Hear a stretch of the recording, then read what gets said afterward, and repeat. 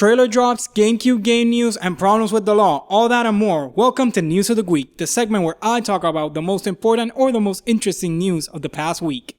In movie news, the Guardians of the Galaxy Volume 2 trailer dropped. This time around it looks like we have bigger stakes and bigger threats. But let's be honest here, no one cares. The only thing anyone cares about is Baby Groot. Cause how can you say no to that cute little face along with that cute voice? Remember when everyone was going around saying, I am Groot for like a month? Yeah, well now everyone's gonna be squealing, I am Groot. Also, my mother keeps insisting that new Baby Groot is literally Baby Groot as in the son of Groot. Which, that's wrong, right? I'm not that big into comic book lore when it comes to Guardians of the Galaxy, but that's wrong, right? It's just kind of a reincarnation of Groot. Another trailer drop was the first official Spider-Man Homecoming trailer. We have Tony Stark showing up, which will probably be early in the movie showing Peter the paces, and then he won't show up again because really we don't want to overshadow Spider-Man by having Iron Man taking care of everything. That wouldn't make much sense. But we have the story of a teenager trying to prove himself that he can hang with the big boys, Spider-Man losing his mask, as he always seems to be doing, and of course the obligatory shot of him holding something with his webs and super strength cause, you know, gotta show off that the skinny guy is actually pretty strong, right? In gaming news, Eurogamer broke news from an anonymous source that the Nintendo Switch will be playing Gamecube games. So far, their source says that for sure, the Nintendo Switch's Virtual Console will be playing Mario Sunshine, Luigi's Mansion, and Super Smash Bros. Melee, with Animal Crossing currently being tested for later. Other than that, on the Virtual Console, what we got is that you will have cross-bought games, as in games you bought for the Virtual Console in the Wii U will transfer over to the Switch for a small price.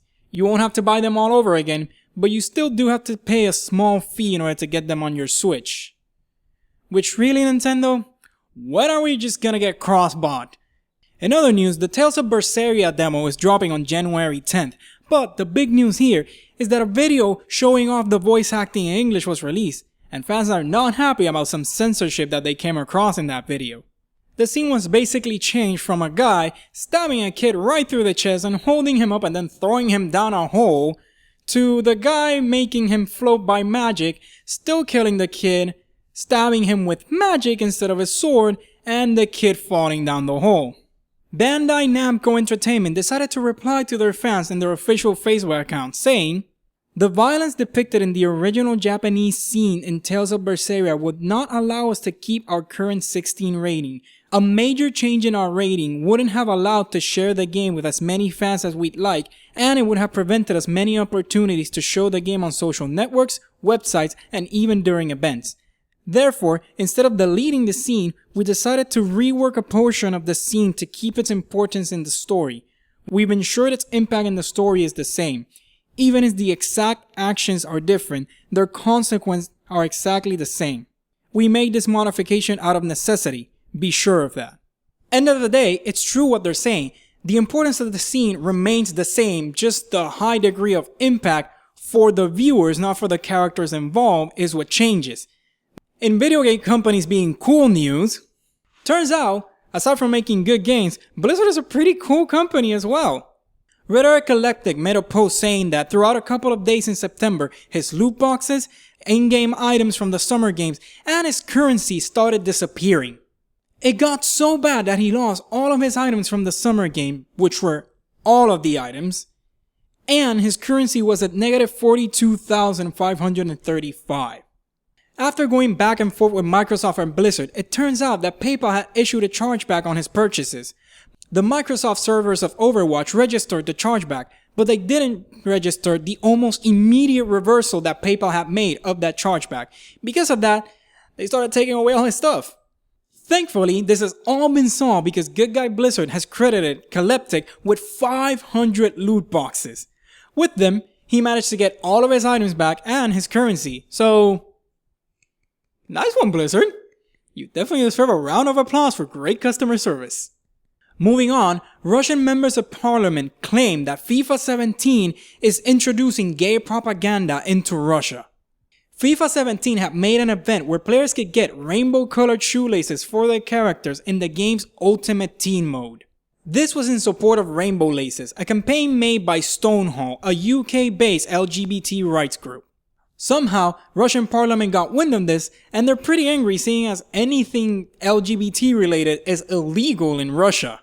However, it also seems like parliament is pretty tech savvy in Russia, and they're not outright banning the game. Instead, they're asking for a patch to be made that will remove the laces from the game.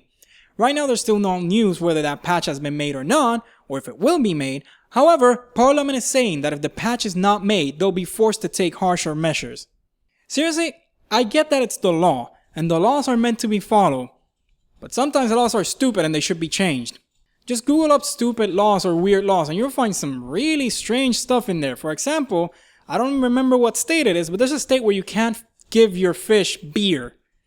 Which, why would you be giving your fish beer in the first place? But it's literally illegal to do it. Laws are weird.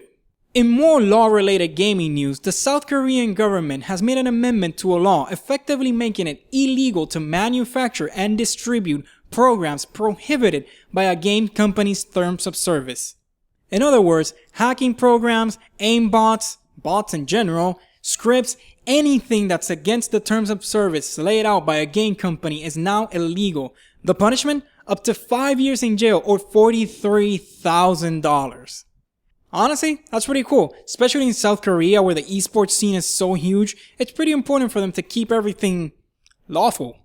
And a lot of people are worried about mods when it comes to it because they might fall in a gray area there. But you have to remember, it's anything that violates the terms of service. There's a lot of companies that are perfectly fine with people making mods. So, as long as they find a way to correctly word the terms of service, modders should be good. In tech news, Sony Japan has announced a pad for playing card games. The pad will be able to connect via Bluetooth with any phone or tablet. The playing cards are placed on the pad, and they can be moved to correspond to actions within the game itself. Currently, there's only one game being played on this, Yokai Watch, and there's no international release date. As an ex-Yu-Gi-Oh player, I dreamed of having something like this. Being able to at least in some way see my monsters come to life as I wreck my opponent. So I think it's pretty cool. I don't play card games anymore. Maybe a little Hearthstone here and there, but not that big a deal. Don't think I'll be going back because it's expensive. But yeah, for the people coming up with card games now, it's amazing. Well, that's it for this time, everyone. As always, I'm Felix. Click that like button if you liked the video. Subscribe if you really liked it. And I'll see y'all next time.